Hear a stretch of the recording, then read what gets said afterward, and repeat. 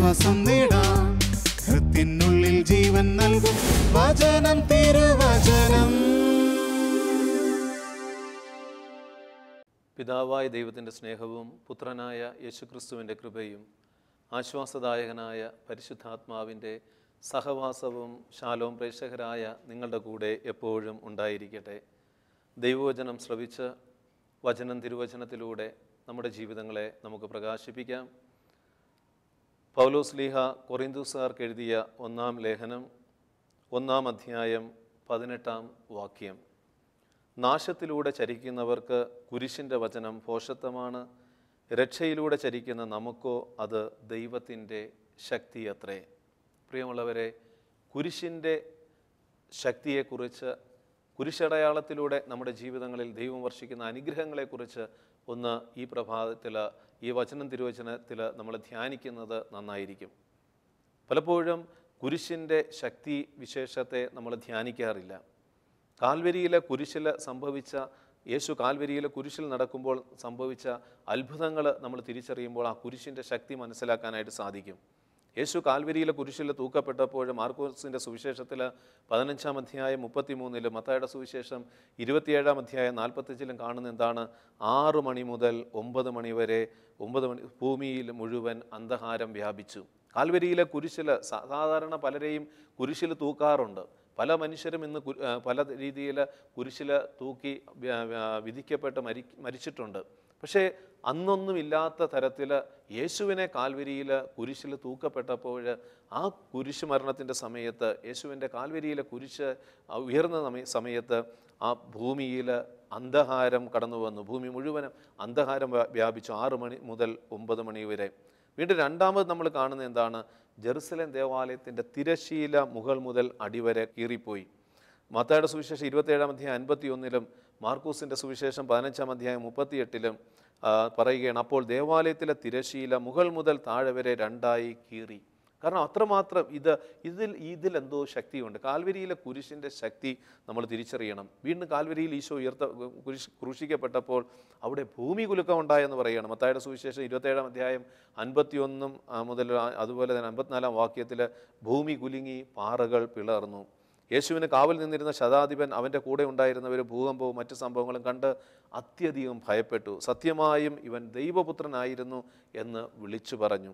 വീണ്ടും ആ കാൽവരിയിലെ കുരിശ് മരണസമയത്ത് ആ കുരിശിൻ്റെ ശക്തി നമ്മുടെ ജീവിതത്തിൽ തിരിച്ചറിയുവാനായിട്ട് നടന്ന മറ്റൊരു സംഭവം എന്ന് പറയുന്നത്, നിദ്ര പ്രാപിച്ചവരുടെ ശവകുടീരങ്ങൾ തുറക്കപ്പെട്ടു. മത്തായിയുടെ സുവിശേഷം 27-ാം അധ്യായം 52-ാം വാക്യത്തിൽ, അതുപോലെ തന്നെ അപ്പോസ്തല പ്രവർത്തനം 2-ാം അധ്യായം 22-ലും ഈ സംഭവത്തെ വിവരിക്കുന്നുണ്ട്. അതോടൊപ്പം ഈ കുരിശിൻ്റെ ശക്തി, ആ കുരിശ് അവിടെ പരാജയത്തിൽ അവസാനിക്കുന്നില്ല. ഉദ്ധാനം ചെയ്ത ഉയർപ്പിക്കപ്പെട്ട അനേകം വിശുദ്ധര് കർത്താവിൻ്റെ ആ കുരിശു മരണത്തിന് ശേഷം ജനങ്ങൾക്ക് കാണാൻ തക്ക വിധം പുറത്തേക്ക് വന്നു എന്ന് പറയുകയാണ്. പ്രിയമുള്ളവരെ, ജോൺ ചാൾസ് റെയിൽ എന്ന് പറഞ്ഞ ആംഗ്ലിക്കൻ ബിഷപ്പ്, അപ്പോൾ ഈ ആംഗ്ലിക്കൻ ബിഷപ്പ് അദ്ദേഹം പറയുന്നത്, take away the cross of Christ and the Bible is a dark book. കുരിശിനെ എടുത്തു മാറ്റുക, പിന്നെ ബൈബിള് ഒരു ഇരുണ്ട പുസ്തകമായിട്ട് മാറും. ബൈബിളിനെ പ്രകാശിപ്പിക്കുന്നത് തന്നെ കർത്താവിൻ്റെ കുരിശിലെ ബലിയാണെന്ന് നമ്മൾ തിരിച്ചറിയണം. കുരിശിൻ്റെ ശക്തി എത്രമാത്രം വലുതാണ്, ആ കുരിശിലൂടെ ലഭിക്കുന്ന വലിയ അനുഗ്രഹങ്ങൾ എത്രമാത്രമാണെന്ന് നമ്മൾ തിരിച്ചറിയണം. അതോടൊപ്പം തന്നെ ജോൺ ലിയാറിക് എന്ന ആ വിഷ്ണറിക്ക്, ദർശനങ്ങൾ കാണുന്ന വിഷ്ണറിക്ക് ദൈവത്തിൻ്റെ പരിശുദ്ധാത്മാവ് വെളിപ്പെടുത്തി കൊടുത്ത ഒരു സംഭവമുണ്ട്. അതായത് അവസാന സമയങ്ങളിൽ എപ്രകാരമാണ് തിന്മയുടെ അന്ധകാര ശക്തികൾ വ്യാപരിക്കുന്നത്. തിന്മയുടെ അന്ധകാര ശക്തികൾ പലതരത്തിലുള്ള വിഗ്രഹ ആരാധകർ, വിശ്വാസികളെ അപമാനിച്ച മനുഷ്യർ പുറന്തള്ളപ്പെടും. എന്നാൽ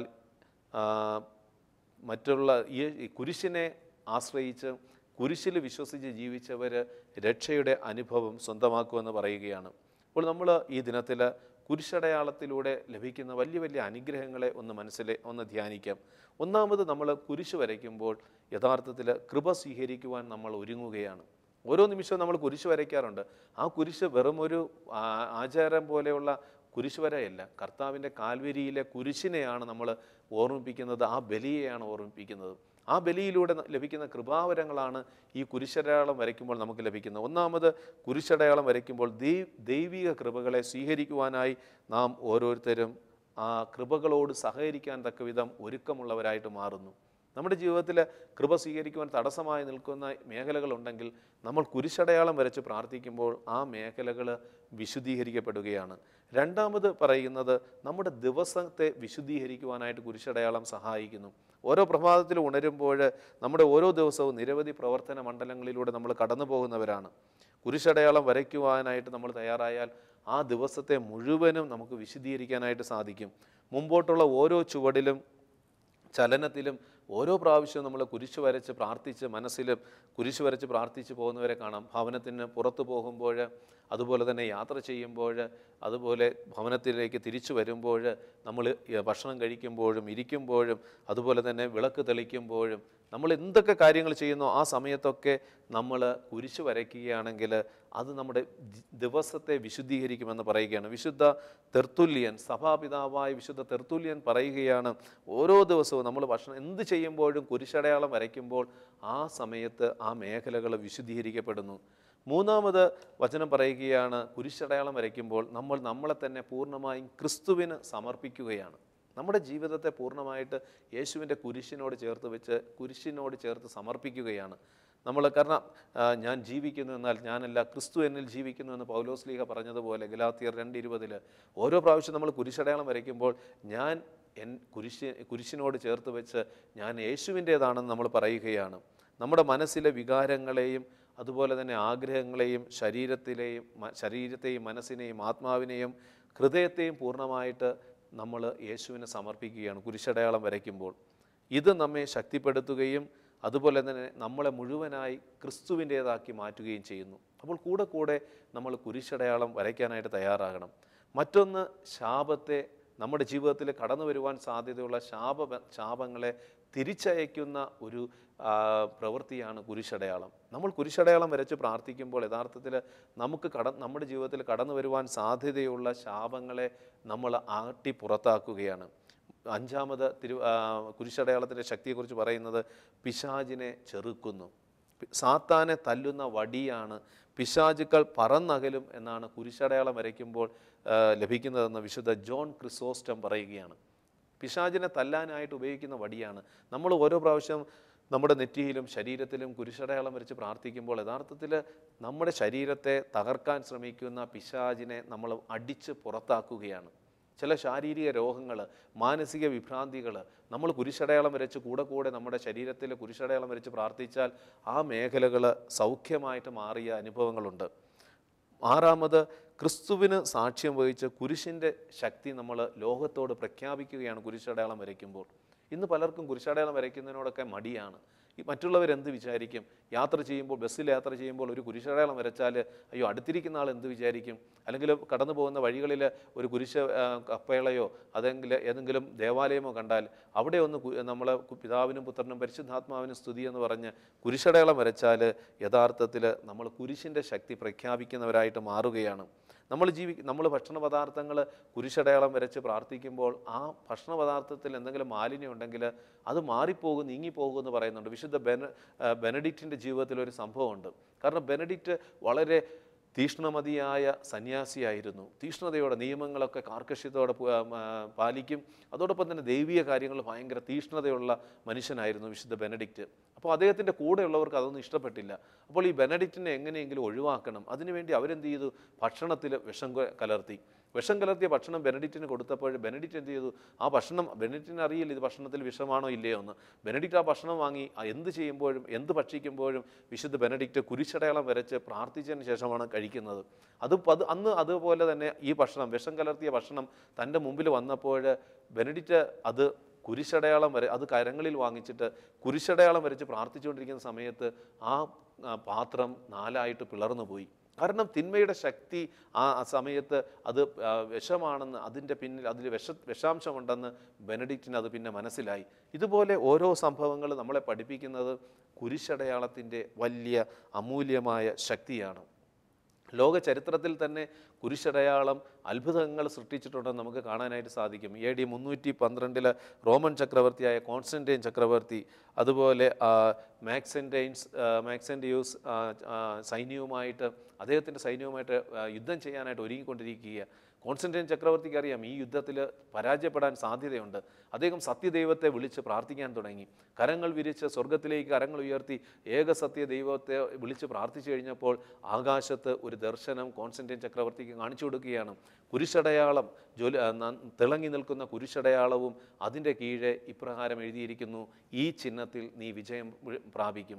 കോൺസ്റ്റന്റൈൻ ചക്രവർത്തി ഉടനെ അദ്ദേഹത്തിൻ്റെ യുദ്ധ സാമഗ്രികളിലും അദ്ദേഹത്തിൻ്റെ പടയാളികളുടെ വസ്ത്രങ്ങളിലുമൊക്കെ കുരിശടയാളം വരച്ചു.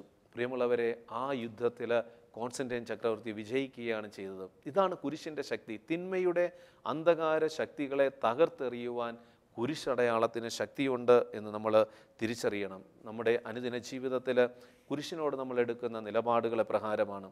വിശുദ്ധ ലൂക്കയുടെ സുവിശേഷത്തിൽ 14-ാം അധ്യായം 27-ലും അതുപോലെ തന്നെ മത്തായിയുടെ സുവിശേഷം 10-ാം അധ്യായം 38-ലും ഒക്കെ ഈശോ പറയുന്നുണ്ട്, എന്താണ്, സ്വന്തം കുരിശ് വഹിക്കാതെ എൻ്റെ പിന്നാലെ വരുന്നവന് എൻ്റെ ശിഷ്യനായിരിക്കുവാൻ കഴിയുകയില്ല. അനുദിന ജീവിതത്തിൽ സഹനങ്ങളും വേദനകളുമാകുന്ന കുരിശുകൾ വഹിക്കുന്നതോടൊപ്പം കുരിശടയാളം വരച്ച് ആ മേഖലകളെ വിശുദ്ധീകരിക്കുവാനായിട്ട് നമ്മൾ തയ്യാറാകണം. നമ്മുടെ ഫ്രാൻസിസ് പാപ്പ, സഭയെ നയിക്കുന്ന ഫ്രാൻസിസ് പാപ്പ, അദ്ദേഹം പറയുന്നത്, ദിവസത്തിൻ്റെ ആരംഭത്തിലും അവസാനത്തിലും മാതാപിതാക്കൾ മക്കളെ അവരുടെ നെറ്റിത്തടത്തിൽ കുരിശ് വരച്ച് അനുഗ്രഹിക്കുന്ന ശീലം എത്രയോ നല്ലതാണ്. മാമോദീസയുടെ അനുഭവം അനുദിനം ആസ്വദിക്കുന്നതിന് തുല്യമല്ലേ അത്? തങ്ങളുടെ മക്കളെ ദൈവത്തിന് ഭരമേൽപ്പിക്കുകയാണ് ഇതിലൂടെ. തങ്ങളുടെ മക്കൾക്ക് വേണ്ടി അർപ്പിക്കാവുന്ന ഏറ്റവും ലളിതമായ പ്രാർത്ഥനയല്ലേ അത്? ഫ്രാൻസിസ് പാപ്പ ചോദിക്കുകയാണ്, നമ്മുടെയൊക്കെ മക്കളെ കുരിശടയാളം വരച്ച് പ്രാർത്ഥിക്കുമ്പോൾ യഥാർത്ഥത്തിൽ ദൈവസന്നിധിയിൽ കൊടുക്കുന്ന മക്കളെ കൊടുത്ത് പ്രാർത്ഥിക്കുന്ന ലളിതമായ പ്രാർത്ഥനയാണ്. എസെക്കിയേൽ പ്രവാചകന്റെ പുസ്തകത്തിലെ 9-ാം അധ്യായത്തിൽ 1 മുതൽ 7 വരെയുള്ള തിരുവചനങ്ങളിൽ തിന്മയുടെ അന്ധകാര ശക്തികളുമായിട്ടുള്ള ഏറ്റുമുട്ടലിൽ ദൈവത്തിൻ്റെ മക്കളെ രക്ഷപ്പെടുത്തുന്നത് കർത്താവിൻ്റെ അടയാളം, നെറ്റിയിലെ അടയാളം കണ്ട് ദൈവം അവരെ വീണ്ടെടുക്കും. സംഹാര ദൂതന്മാരിൽ നിന്ന് നമ്മൾ രക്ഷ പ്രാപിക്കുന്നതും നമ്മുടെ നെറ്റിയിൽ വരയ്ക്കുന്ന കുരിശടയാളമാണെന്ന് തിരിച്ചറിയണം. ജോൺ ലിയറിക് എന്ന ദർശനങ്ങൾ കാണുന്ന ഒരു വിശുദ്ധന് ദൈവത്തിൻ്റെ പരിശുദ്ധാത്മ വെളിപ്പെടുത്തി കൊടുത്ത ഇതാണ്: അപ്പോൾ എൻ്റെ അവിശിഷ്ട വിശ്വസ്തരുടെ നെറ്റിയിൽ മാലാഖമാർ കുരിശടയാളം ചാർത്തും, അടയാളമുള്ളവർക്ക് അത് പരസ്പരം കാണാം, അല്ലാത്തവർ കാണുകയില്ല. യുഗാന്ത്യത്തിൽ ഇതുപോലൊരു സംഭവം വരുമെന്നാണ് ദൈവത്തിൻ്റെ പരിശുദ്ധാത്മാവ് വെളിപ്പെടുത്തി കൊടുക്കുന്ന ദർശനങ്ങൾ കണ്ടിട്ടുള്ളവർ പറയുന്നത്. അവസാന നാളുകളിൽ ദൈവത്തിനുള്ളവർ, യേശുവിനുള്ളവർ ആരാണെന്ന് തിരിച്ചറിയുന്നത് നെറ്റിയിലെ കുരിശടയാളമാണ്. അപ്പോൾ ആ കുരിശടയാളത്തിന് അത്രമാത്രം മുദ്ര പതിപ്പിക്കുവാനായിട്ട് കഴിയുമെന്ന് തിരിച്ചറിയണം. അതുകൊണ്ട് നമ്മൾ എന്ത് ചെയ്യണം? ഓരോ ദിവസവും കുരിശടയാളം വരച്ച് പ്രാർത്ഥിക്കണം. കുരിശടയാളമില്ലാത്ത ജീവിതം അത് ക്രിസ്തുവിൻ്റേതല്ല.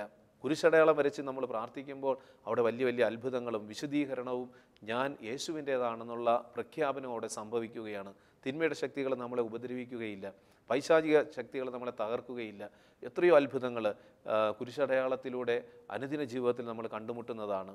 എവിടെയൊക്കെ തിന്മയുടെ ആ ശക്തികൾ, അസ്വസ്ഥതകൾ നമ്മൾ കണ്ടുമുട്ടുന്നു, അവിടെ നമ്മൾ കുരിശടയാളം വരച്ച് പ്രാർത്ഥിച്ചു കഴിഞ്ഞാൽ അതെല്ലാം വിട്ടുപോകും. നമ്മുടെ ഭവനങ്ങളിൽ തന്നെ, ഭവനത്തിൻ്റെ 4 കോണുകളിൽ നമ്മൾ കുരിശടയാളം വരച്ച് പ്രാർത്ഥിച്ചാൽ ആ ഭവനം ദൈവത്തിൻ്റെ സംരക്ഷണം ആ ഭവനത്തിന് ലഭിക്കും. നമ്മൾ ഉപയോഗിക്കുന്ന വസ്തുവകകൾ, നമ്മൾ കഴിക്കുന്ന ഭക്ഷണ പദാർത്ഥങ്ങൾ, നമ്മൾ ഇടപെടുന്ന വസ്തുവകകൾ, വാഹനങ്ങൾ, നമ്മൾ ഉപയോഗിക്കുന്ന വാഹനങ്ങൾ, ഇവിടെയൊക്കെ കൂടെ നമ്മൾ കുരിശടയാളം വരച്ചെന്ന് പ്രാർത്ഥിച്ചു കഴിഞ്ഞാൽ ആ വാഹനങ്ങൾക്ക് യേശുവിൻ്റെ കാൽവരി ബലിയുടെ ആ ഒരു സംരക്ഷണവും സൗഖ്യവും അത് അനുഭവിക്കാനായിട്ട് സാധിക്കും. പിശാചിൻ്റെ തിന്മകളെ, തന്ത്രങ്ങളെ പരാജയപ്പെടുത്തുവാനായിട്ട് ഈ കുരിശടയാളം നമ്മെ സഹായിക്കും.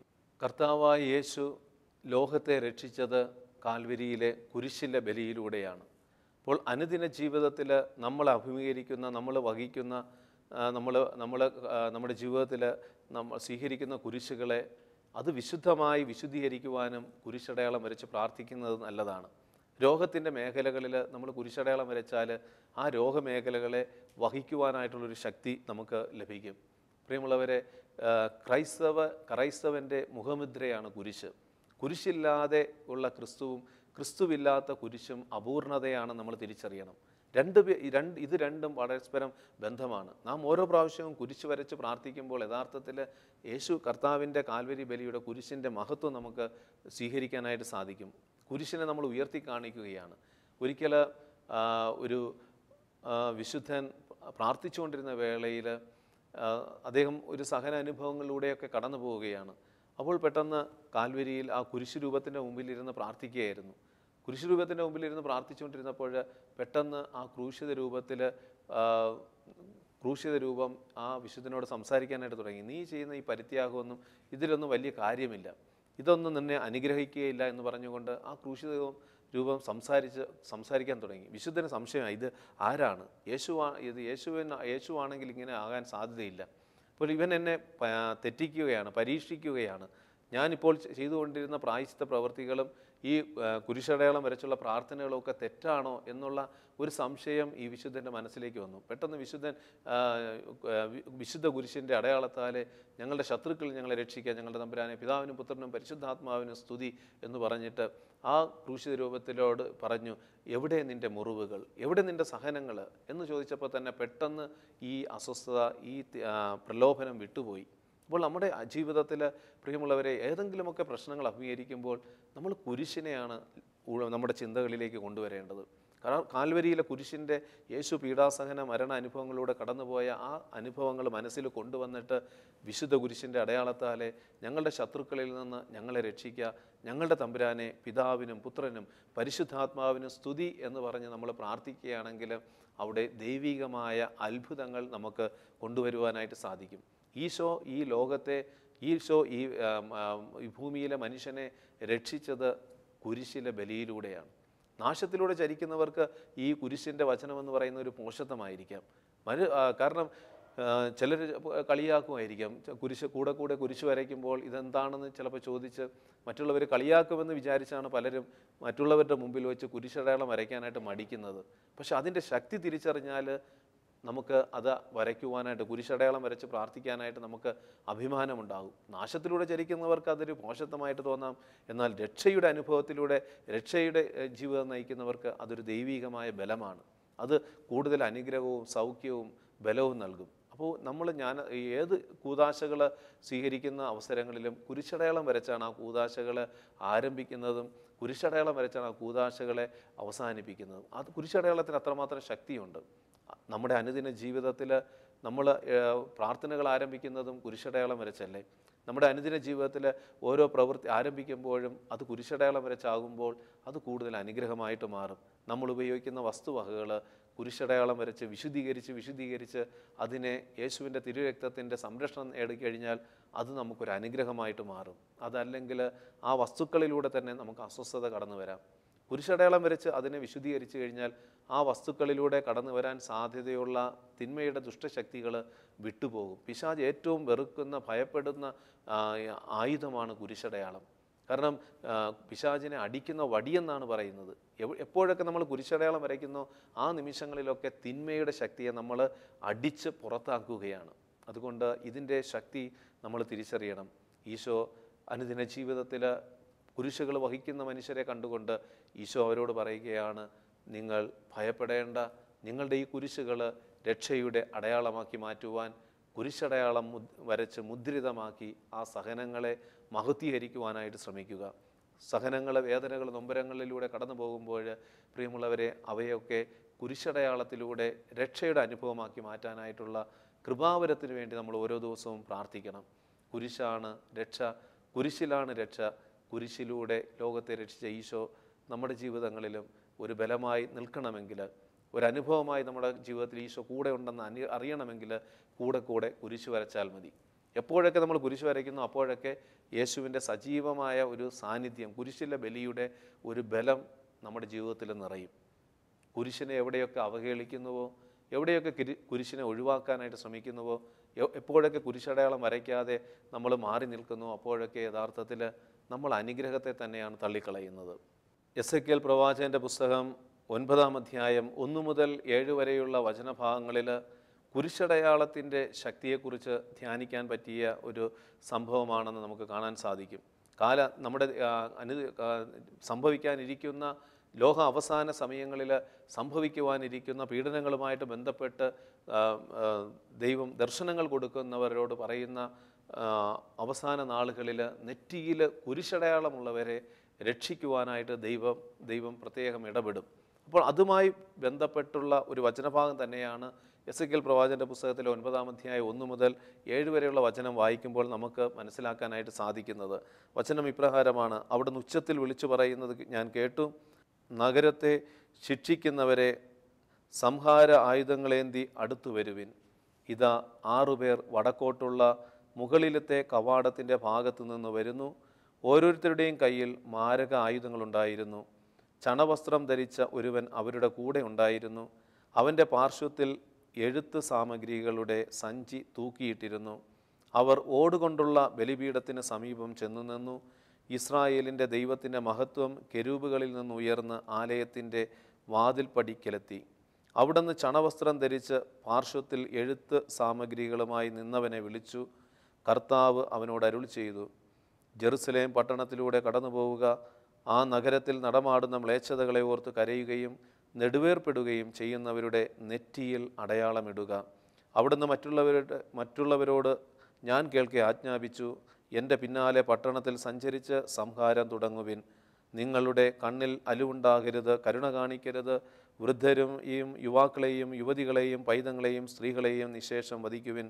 എന്നാൽ അടയാളമുള്ള ആരെയും തുടരരുത്. എൻ്റെ വിശുദ്ധ മന്ദിരത്തിൽ നിന്ന് തന്നെ ആരംഭിക്കുവിൻ. പ്രിയമുള്ളവരെ, നെറ്റിയിൽ അടയാളമുള്ളവരെ തിന്മയുടെ ശക്തികൾ, സംഹാരദൂതൻ തൊടാത്ത വിധം മുദ്ര കുത്തുന്ന ഒരു സംഭവമാണ് എസെക്കിയേൽ പ്രവാചകന്റെ പുസ്തകത്തിൽ നമ്മൾ വായിച്ചു കേട്ടത്. പ്രിയമുള്ളവരെ, അനുദിന ജീവിതത്തിൽ ഈ ഭൂമിയിലൂടെ നമ്മൾ ജീവിക്കുമ്പോൾ തിന്മയുടെ അന്ധകാര ശക്തികൾ മനുഷ്യനെ തകർക്കാനായിട്ട് ശ്രമിച്ചുകൊണ്ടിരിക്കുകയാണ്. കുരിശടയാളം വരച്ച് അനുദിന ജീവിതത്തെ നയിക്കുന്നവരെ ഒരിക്കലും തകർക്കാനായിട്ട് ദൈവം വിട്ടുകൊടുക്കില്ല. തിന്മയുടെ ആ ദുഷ്ടശക്തികൾ മനുഷ്യജീവിതങ്ങളെ തകർക്കാനായിട്ട് ഈ ഭൂമിയിൽ കടന്നു വരുമ്പോൾ കുരിശടയാളമുള്ളവരെ പ്രത്യേകമായിട്ട് ദൈവം സംരക്ഷിക്കുമെന്ന് പല വിശുദ്ധർക്കും വെളിപ്പെടുത്തി കൊടുത്തിട്ടുണ്ട്. അതുകൊണ്ട് ഓരോ ദിവസവും നമുക്ക് കുരിശടയാളം വരച്ച് നമ്മുടെ ജീവിതത്തെ വിശുദ്ധീകരിക്കാം. ജീവിതത്തിൻ്റെ ആരംഭത്തിൽ തന്നെ, ദിവസത്തിൻ്റെ ആരംഭത്തിൽ തന്നെ കുരിശടയാളം വരച്ച് ജീവിതത്തെ അനുഗ്രഹമാക്കാം. അതിനുള്ള കൃപയുടെ ശക്തിക്കായിട്ട് നമുക്ക് ഓരോ ദിവസവും പ്രാർത്ഥിക്കുകയും ചെയ്യാം. ഒരു നിമിഷം നമുക്ക് ദൈവസന്നിധിയിൽ നമ്മൾ തന്നെ സമർപ്പിച്ച് പ്രാർത്ഥിക്കാം. കാരുണ്യവാനായ ദൈവമേ, കുരിശടയാളത്തിൻ്റെ ശക്തി ഞങ്ങൾ പലപ്പോഴും തിരിച്ചറിയാറില്ല. കുരിശടയാളത്തിലൂടെ ഞങ്ങൾക്ക് ലഭിക്കുന്ന വലിയ അനുഗ്രഹങ്ങൾ, നന്മകൾ തിരിച്ചറിഞ്ഞ് ഓരോ ദിവസവും കുരിശടയാളം വരച്ച് ഞങ്ങളുടെ ജീവിതങ്ങളെ വിശുദ്ധീകരിക്കുകയും ഞങ്ങൾ ഉപയോഗിക്കുന്ന വസ്തുവകകളെ കുരിശടയാളത്തിലൂടെ വിശുദ്ധീകരിച്ച് ഉപയോഗിക്കുവാനും ഞങ്ങളെ സഹായിക്കണമേ. വിശുദ്ധ കുരിശിനാൽ ലോകത്തെ രക്ഷിച്ച കർത്താവെ, കുരിശടയാളത്താൽ ഞങ്ങളെയും രക്ഷിക്കുവാൻ കൃപയുണ്ടാകണമേ. നിത്യം പിതാവും പുത്രനും പരിശുദ്ധാത്മാവുമായ സർവേശ്വര എന്നേക്കും ആമേൻ.